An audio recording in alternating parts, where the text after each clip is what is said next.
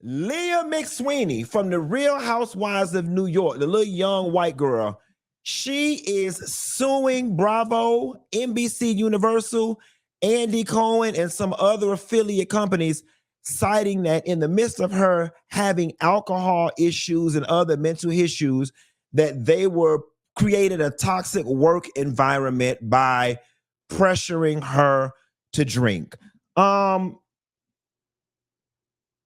Leah McSweeney, I call bullshit on this. It's giving disgruntled employee. All right. Now listen, you don't even have to be a part of a reality TV show to look at it from the exterior and understand parts of what goes along with it.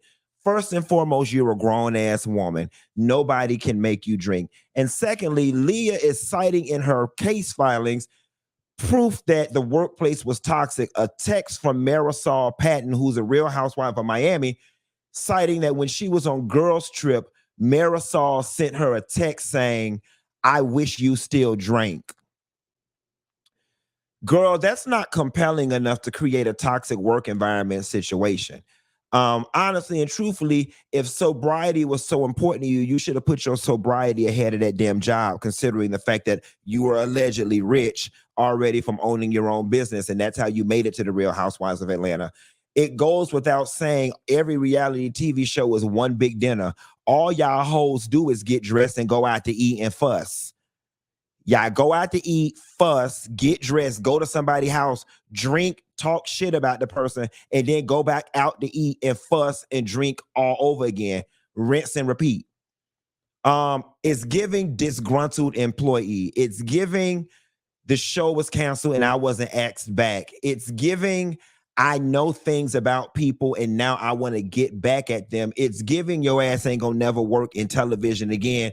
You need to follow the Mariah Hucks and the Nene Leakses, my love, and understand that suing the network is just not the way to go. All right. And quiet as it's kept, nobody is responsible for your sobriety. All right. It is your job to take your own self out of situations that may entice you to drink. All right. Now, I have been closely affiliated with a lot of reality TV productions, and I will vouch for this. There is an underlining culture that encourages all parties involved to be inebriated or tipsy or buzzed because it relaxes their inhibitions and it makes for great TV. I 100% have seen with my own eyes on the confessionals of Married to Medicine, Real Housewives of Atlanta, Love and Hip Hop, the different franchises, even the shows that I have filmed for VH1. There is liquor on the set. There is liquor in the green room. There are people who ask, "Would you like a drink?" All right. When y'all see them on them confessionals sometimes, and the girls tip like this and do like that, more times than not, they're not drinking water, they're drinking wine.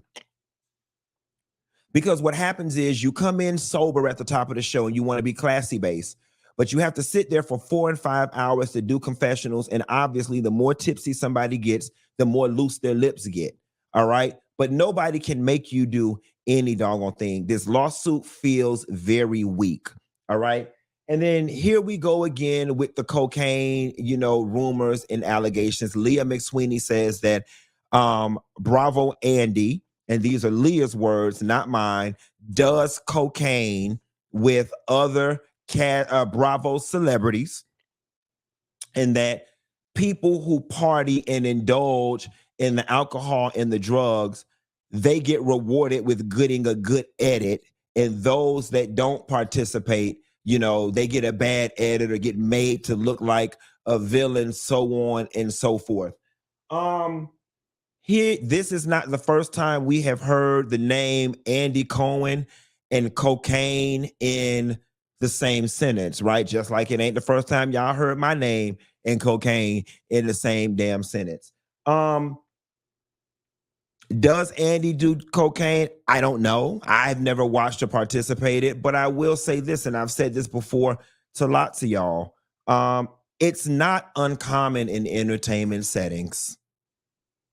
It's not uncommon in rich, affluent white people settings, it really isn't that uncommon. So, if he does, I wouldn't be surprised. I also wouldn't be appalled, because while y'all may not want to believe it because some of y'all are not exposed to it, or you have a negative, view on it.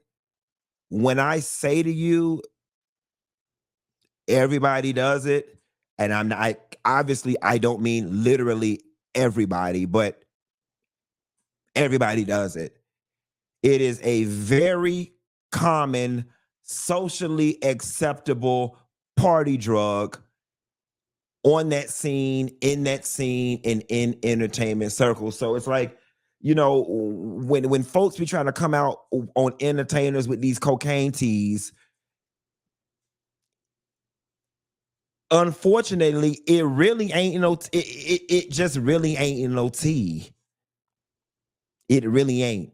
Um, it's unfortunate because right behind Leah McSweeney, Brandi Glanville is also suing Andy and NBC Universal and Bravo and the whole gauntlet of production people for sexual harassment. She says that Bravo Andy allegedly called her and invited her to watch him have sex with another Bravolebrity. Again, I didn't watch nor participate, but I will say this from being around these people and being around the entertainment business, being around executives, being around rich people who indulge in drugs and alcohol. While I don't know if he did it or not, it doesn't sound far-fetched. This is just the way these people operate. You know what I'm saying? Like, after they get off work, after everybody gets off work, especially after you've been friends for a very long time, people let their hair down, they start drinking, they start partying, and sometimes lines get blurred between professionalism and friendship. I'm going to be very honest with you, Brandi. You might want to be careful because Brandi, no tea, no shade.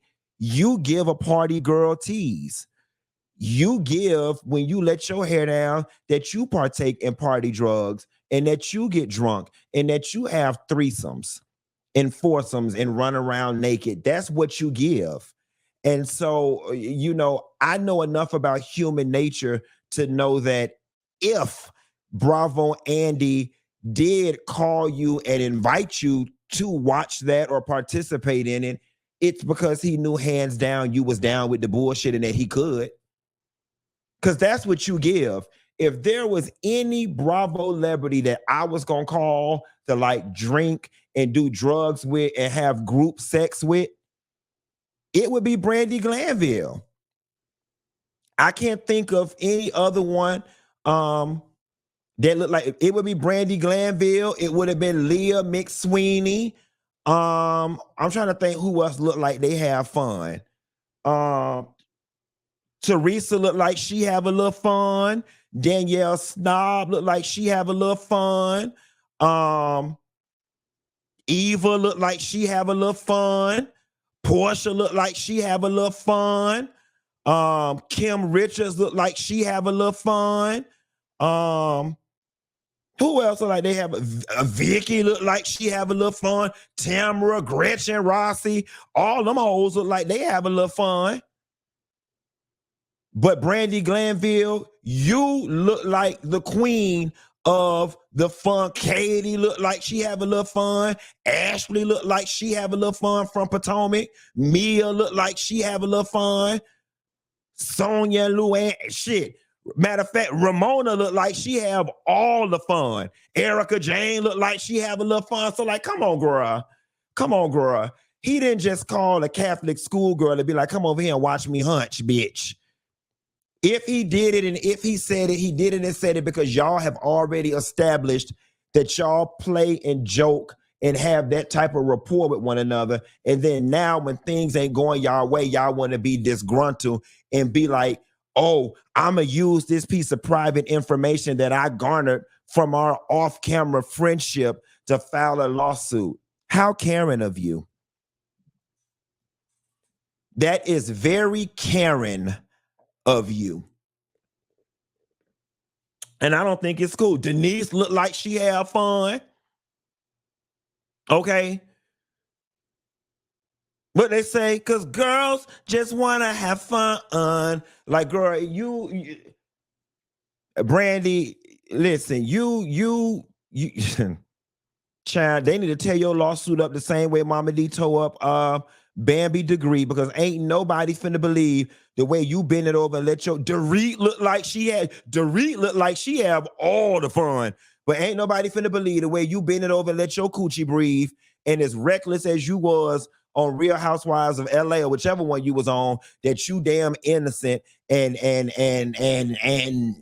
just so taken aback, and that you honestly felt sexually harassed. See, that's the thing I don't like about this sexual harassment stuff, right? Because we all make friends at work. We all make friends at work that we think is our work person. And if you dissect any conversations that any of us have had with our work friends, if you wanted to reverse engineer those conversations to fit into a sexual harassment suit, all of us could be found for sexual harassment. I've gotten cool with coworkers before and spoke to them about the goings-ons in my bedroom, or spoke to them about somebody I hooked up with at the club. Or that's just what friends do. That's what people do when they get casual with one another.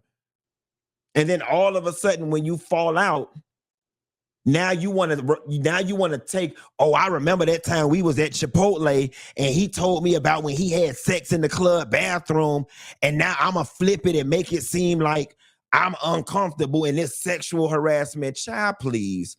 Brandi Glanville, you were literally the most uncomfortable making person on that damn show. Not only did you make the cast members uncomfortable, you made the viewers uncomfortable consistently. Uncomfortable was your name. So to now take it and want to make it sexual harassment, I just do not think it's cool. And honestly and truthfully, if I was Bravo Andy, I would probably beat your ass to the punch and embarrass your ass in the media and spray and lay all your tea out that I know, or hire a private investigator to lay your damn tea out.